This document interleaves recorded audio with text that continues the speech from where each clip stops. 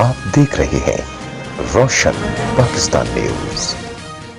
मैं सबसे पहले मुल्तान मीडिया का शुक्रिया अदा करना चाहता हूं कि मुल्तान मीडिया ने हमारा साथ जिस प्रोजेक्ट के लिए, जिस काम के लिए मैं मुल्तान आया हूं, इसके लिए मुल्तान मीडिया का बहुत बहुत शुक्रिया। उनकी ये सपोर्ट की वजह से, ये इसलिए कि हम जिस काम के लिए आए हैं मुल्तान या पूरे पंजाब का हमारा ट्रिप है, वो पाकिस्तान की बात है, पाकिस्तान के बच्चों की, पाकिस्तान की फ्यूचर की बात है।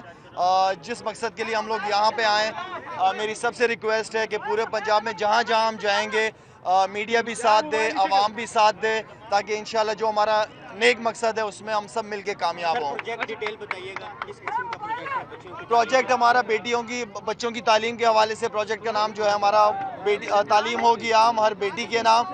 किसी भी मुल्क की तरक्की के लिए एजुकेशन बहुत ज़्यादा इंपॉर्टेंट है। हमारी कोशिश है कि हम अपने बच्चों को, इसलिए कि आई डोंट नो 22, 23, 24 लाख बच्चा जो है वो बाहर है, मे बी इससे भी ज़्यादा बाहर है।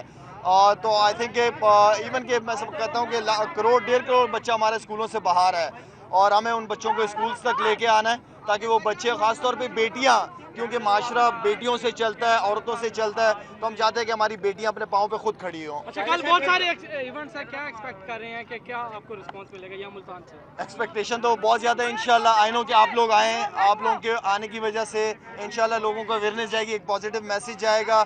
जो हमारे साथ होना चाहता है इस सफ़र में, 10 दिन का हमारा पूरे पंजाब का सफ़र है, जो भी होगा वो पाकिस्तान की बेहतरी के लिए हमारा साथ देगा। क्रिकेटर के हवाले से बताइएगा, सरफराज को जो है वो कप्तानी से हटा दिया गया है, क्या कहेंगे इस हवाले से? इस हवाले से मैंने ऑलरेडी मीडिया में बता दिया सरफराज का जो भी था।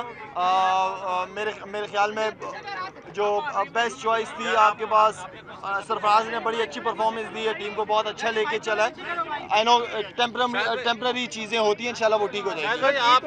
आपकी मूवमेंट से लग रहा है कि आप पॉलिटिक्स में आने का इरादा रखते हैं, और मौजूदा हुकूमत की वजह से महंगाई और बेरोजगारी की वजह से आवाम का फोकस निकल गया है, इस पे आप क्या कहेंगे?